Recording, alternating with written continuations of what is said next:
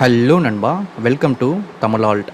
இந்த வீடியோவில் நம்ம என்ன பார்க்க போகிறோம்னா, விண்டோஸ் 10 கம்ப்யூட்டரில் இன்னொரு லோக்கல் யூசர் அக்கௌண்ட்டை எப்படி கிரியேட் பண்ணுறதுன்னு சொல்லிட்டு பார்க்க போகிறோம். ஸோ இன்னொரு லோக்கல் யூசர் அக்கௌண்ட் எதுக்கு நம்ம கிரியேட் பண்ணுறோன்னா, இன்கேஸ் நம்மக்கிட்ட வந்து ஒரே ஒரு சிஸ்டம் தான் இருக்குது, அதை வந்து பார்த்தோன்னா 2 பேர் ஷேர் பண்ணி யூஸ் பண்ண போகிறோம். ஒருத்தரோட ப்ரைவசி இன்ஃபர்மேஷன் வந்து பார்த்தோன்னா இன்னொருத்தருக்கு வந்து பார்த்தோன்னா காட்ட வேணான்னு நினைக்கிறோம். ஸோ அந்த மாதிரி டைமில் நம்ம 2 அக்கௌண்ட் கிரியேட் பண்ணிவிட்டு நம்மளுடைய பர்சனல் டேட்டாஸை வந்து பார்த்தோன்னா இன்னொருத்தருக்கு ஷேர் பண்ணாமல் வந்து பார்த்தோன்னா சேம் கம்ப்யூட்டர்லேயே வந்து பார்த்தோன்னா யூஸ் பண்ணுறதுக்கு தான் யூசர் அக்கௌண்ட் வந்து பார்த்தோன்னா நம்ம இப்போ கிரியேட் பண்ண போகிறோம். சரி, வாங்க நம்ம இந்த வீடியோக்குள்ளே போவோம். ஃபஸ்ட்டு நம்மளுடைய விண்டோஸ் 10 கம்ப்யூட்டரை லாகின் பண்ணிக்கலாம்.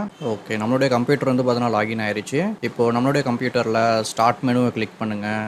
ஸ்டார்ட் மெனுவை கிளிக் பண்ணிவிட்டு இங்கே பீப்புளை ரெப்ரசென்ட் பண்ணுற மாதிரி ஒரு ஐக்கான் இருக்கும். ஸோ அதுக்கு மேலே கிளிக் பண்ணிங்கன்னா சேஞ்ச் அக்கௌண்ட் செட்டிங்ஸ்னு இருக்கும். சேஞ்ச் அக்கௌண்ட் செட்டிங்ஸை கிளிக் பண்ணுங்கள். கிளிக் பண்ணதும் நமக்கு செட்டிங்ஸ்னு வந்து பார்த்தோன்னா ஒரு ஆப்ஷன் ஓப்பன் ஆகும். இதில் லாஸ்ட்லேருந்து second option family and other யூசர்ஸை செலக்ட் பண்ணுங்கள்.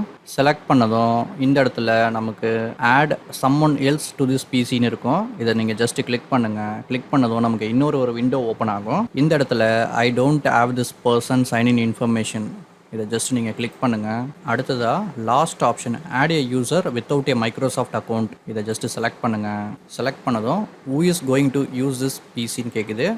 அதாவது நம்ம க்ரியேட் பண்ண போகிற யூசர் அக்கௌண்ட்டோட நேம். நான் வந்து பார்த்தோன்னா செகண்ட் யூசர்னு சொல்லிவிட்டு யூசர் நேம் செட் பண்ணுறேன். ஸோ அவருக்கான பாஸ்வேர்டை வந்து பார்த்தோன்னா செட் பண்ணுறேன். அதே பாஸ்வேர்டை வந்து பார்த்தோன்னா ரீடைப் பண்ணிவிட்டு கன்ஃபார்ம் பண்ணுறேன். கன்ஃபார்ம் பாஸ்வேர்டாக இந்த இடத்துல in case of forgot your password, அதாவது பாஸ்வேர்டு மறந்துட்டேன்னா செக்யூரிட்டி கொஸ்டின்ஸை வச்சு பாஸ்வேர்டை ரீசெட் பண்ணலாம். ஸோ அதுக்கான செக்யூரிட்டி கொஸ்டின்ஸை நான் செலக்ட் பண்ணுறேன். இதில் எந்த கொஸ்டின்ஸ் வேணால் நம்ம செலக்ட் பண்ணிக்கலாம். ஸோ ஃபஸ்ட்டு கொஸ்டினை செலக்ட் பண்ணிவிட்டு பெட்டுன்னு கொடுத்துக்கிறேன். செகண்ட் கொஸ்டினை செலக்ட் பண்ணுறேன், சிட்டின்னு கொடுத்துக்கிறேன். தேர்டு கொஸ்டினை செலக்ட் பண்ணுறேன், நெக்குன்னு கொடுத்துட்டு நெக்ஸ்ட் கொடுக்குறேன். யூசர் அக்கௌண்ட் வந்து பார்த்தோன்னா நமக்கு கிரியேட் ஆயிடுச்சு. ஸோ இந்த யூசர் அக்கௌண்ட் வந்து பார்த்தோன்னா நார்மலாக வந்து ஸ்டாண்டர்ட் யூசராக தான் கிரியேட் ஆகிருக்கும். சேஞ்ச் அக்கௌண்ட் டைப்பை செலக்ட் பண்ணதும் அக்கௌண்ட் டைப்பில் நமக்கு 2 விதமான பெர்மிஷன்ஸ் லெவல்ஸ் இருக்கும். ஒன்று ஸ்டாண்டர்ட் யூசர், இன்னொன்று வந்து பார்த்தீங்கன்னா அட்மினிஸ்ட்ரேட்டர்னு சொல்லிட்டு. இந்த ஸ்டாண்டர்ட் யூசரோட பெர்மிஷன் லெவல் என்னவா இருக்குன்னா, ஜஸ்ட் இந்த பெர்மிஷன் லெவல் செட்டாக இருந்துச்சுன்னா அந்த யூசர் வந்து ஒரு நார்மல் யூசராக இருப்பார். ஜஸ்ட் சிஸ்டமை லாகின் பண்ண முடியும். லாகின் பண்ணிவிட்டு ஒர்க் பண்ணிவிட்டு லாக் அவுட் பண்ணலாம். சாஃப்ட்வேர் ஏதாச்சும் இன்ஸ்டால் பண்ணணும்னா அட்மினிஸ்ட்ரேட்டரை டிபெண்ட் பண்ணி இருக்கிற மாதிரி இருக்கும்.